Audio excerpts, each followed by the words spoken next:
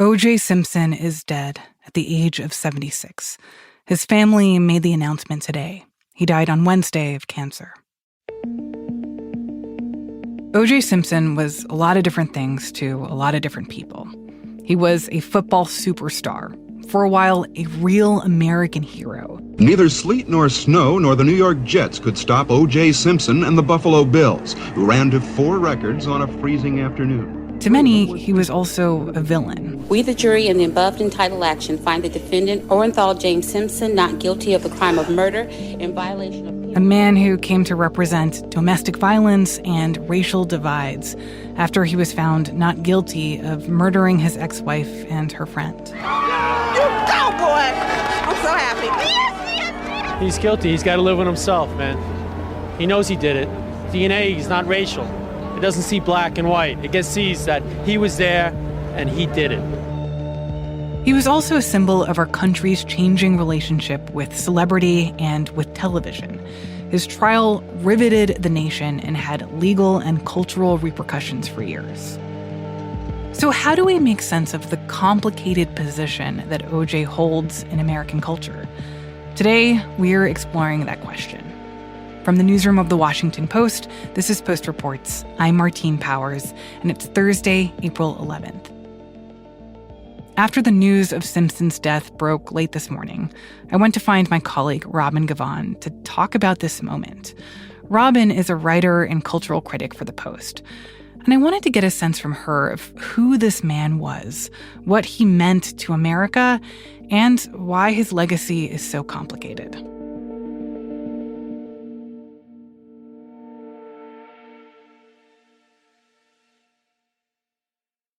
Robin, I'm curious, what was your first reaction today when you saw the news that O.J. Simpson had died?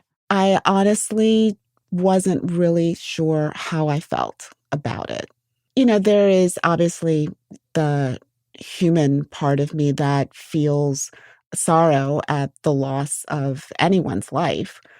But at the same time, I also just thought that, you know, he was someone whose great successes and whose transgressions, I'm not sure that I can sort of simultaneously hold in my mind. You know, there are some people who have achieved great things and then they have done terrible things. And you're able to hold these two dissonant notions in your head. But there, I think, is a part of me that isn't really sure that I can do that with Simpson. That, you know, the dark side just completely obliterates the light. Well, I want to dive more into that.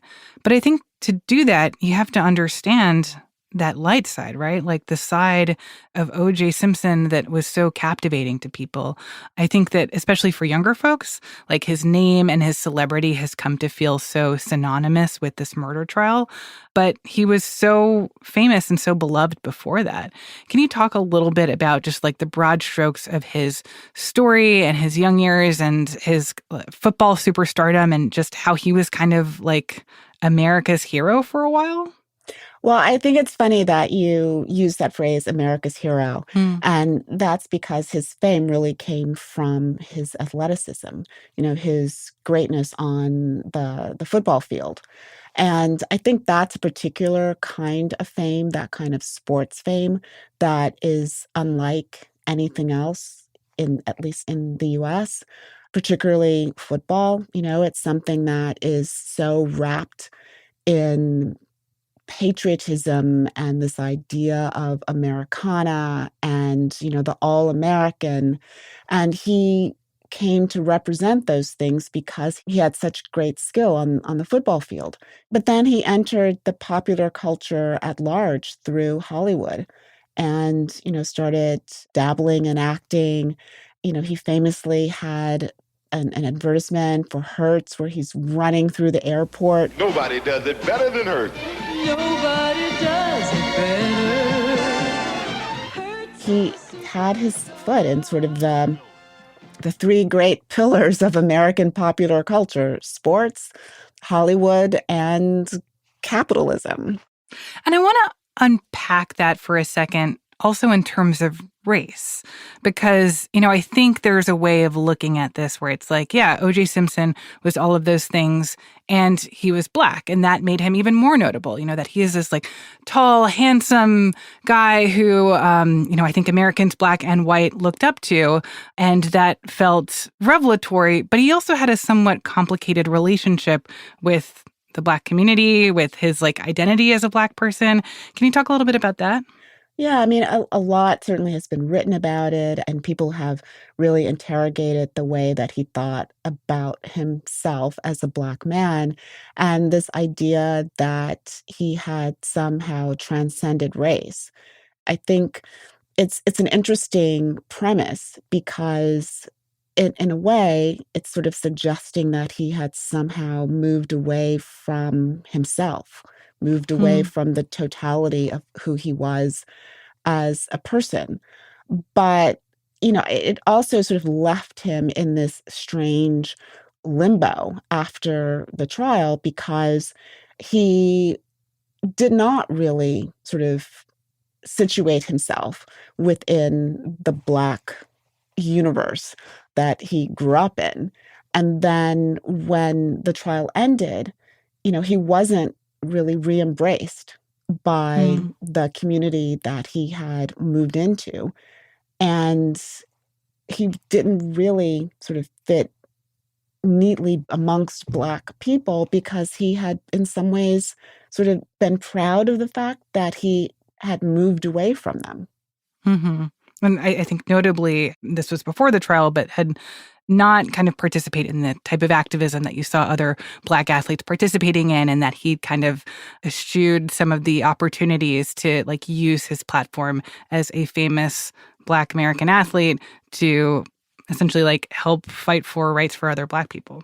Yeah, and arguably, it's not necessarily fair to say that every Black person who rises to some acclaim has to use that visibility in a specific way. People give back and support others in all kinds of ways, but he seemed to express a kind of pride in not doing that, in not being associated, in not being sort of perceived, at least in his mind, as a Black person. That he was OJ, he was the football star, he was, put any noun in there that you want to, but the adjective Black was not something that he seemed to embrace. Hmm. So I want to talk about the trial itself to give a sense of time here. This happened after he retired from football. Simpson ended up being accused of murder at the age of 47. His ex-wife, Nicole Brown Simpson, was found stabbed to death outside of her home in LA. Her friend, Ron Goldman, had been killed as well. There was evidence leading up to that night and evidence at the scene, some of which pointed to O.J. Simpson. Can you talk a little bit about what a huge moment this trial was? And I'm also curious if you remember watching it yourself. Well, I did not watch it because it was on during the daytime, and that was the era before every phone had television streaming capabilities. But it was incredible because it was a televised trial. And that meant that the public could just tune into it nonstop every single day that it was on. And all of these defense lawyers and prosecutors and the judge and the witnesses, they all sort of became characters in this really strange reality show that everyone was engaged in. I mean, I remember, my dad who was retired and he watched the entire trial. I knew other people, like anyone who seemed to be retired or be working from home or what have you, they were completely captivated by this trial because it was so surreal, right? This person who was so famous was on trial for this incredibly heinous crime. And certainly just the witnesses were, I mean, you could not have scripted something in Hollywood like this. Tell me more what you mean by that. Well, there was the character of Cato Kalin, who was this sort of boarder who was living in O.J. Simpson's guest house, who was this really sort of quirky surfer-like guy. And there was, the police officer who was later found to, as he was giving all these interviews for the possibility of, I believe, sort of creating a film project or a television project, turned out to be someone who just constantly spewed all kinds of racist vitriol. There was all the attention that was placed on the prosecutor, Marcia Clark, and her deputy, who was Black, Christopher Darden, and the stress of all of that. And then you had this defense team that included people like F. Lee Bailey and Johnny Cochran, and it was just kind of mind-boggling. And then the judge, Lance Ito, just didn't seem to be able to control any of it. It just seemed like a courtroom that was out of control.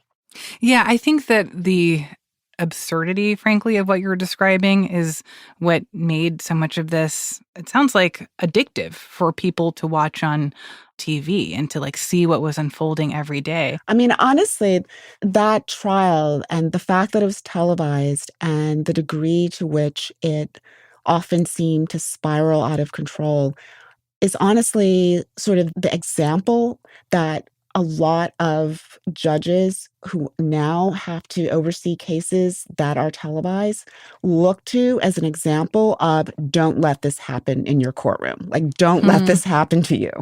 And is used as the example of why a lot of courtrooms don't allow for cases to be televised. I think specifically to avoid some of the O.J. Simpson trial-esque scenarios that can play out in real time in front of a live audience. Yeah, but the interesting thing is that for all of the negatives and the lessons that were learned from that, I think there was also the sense that people had an opportunity to really see how an enormous case like this unfolds. I mean, they did get a chance to sort of see the criminal justice system at work. And it also left a lot of people with very strong opinions about the verdict. Yeah. So let's talk about that, because I think in some ways, this was the defining moment of the trial, the acquittal of O.J. Simpson, and not just how it played out in the courtroom. And, there's so much tape of that moment of seeing the relief wash over O.J. Simpson's face as you're hearing not guilty, not guilty, not guilty.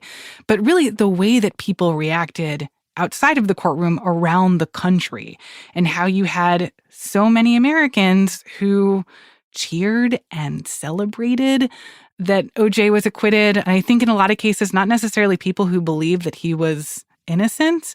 It was just a really complicated moment. And I think people who weren't there or don't remember it, find it hard to understand the dynamics that were playing out in that moment. Can you just describe a little bit about the acquittal and why people reacted to it so strongly?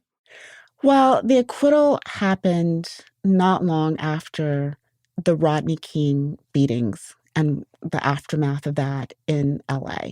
And Rodney King was this Black man who was terribly beaten by white police officers in Los Angeles. And those police officers were acquitted. And the aftermath involved protests and riots and quite a lot of devastation in LA. And it was one of those moments when people felt that a Black man, once again, had not gotten justice, and that white police officers were allowed to ride roughshod over his rights. And so when the O.J. Simpson verdict came in, there were many people who felt that some of that cheering was sort of the long tail of the Rodney King trial, because it felt as though, okay, this is payback in a way, that, OJ gets off just like those cops got off. And that's some sort of twisted form of justice, perhaps. And I think if you were to put perhaps a less jaundiced eye to it, you could also sort of look at it and say that there was this incredibly skilled defense attorney in the shape of Johnny Cochran. And he was the guy who said, like, famously, if the glove doesn't fit, you must acquit. Exactly. Some kind of star moments during the trial. And he did what defense attorneys do. He aggressively defended his client, and he got his client acquitted, and that client was a Black man. And so some could sort of argue that the judicial system actually worked the way it was supposed to, that, he got an aggressive defense. But because so many people had been sitting there, in their homes and wherever watching this trial and hearing the evidence, there was also this sort of armchair determination that how can this be? There was so much evidence. It was so obvious that surely he should have been found guilty. And there was a very wide racial divide in how people responded to that. And, in some cases, it was as if people had been watching completely different trials. But, I think it's also possible to look at it and say, okay, he was found not guilty because the prosecution didn't prove its case, not because he was not guilty. Let's take a pause there. After the break, I talk with Robin about why OJ's legacy has been so divisive for so many. We'll continue in a moment.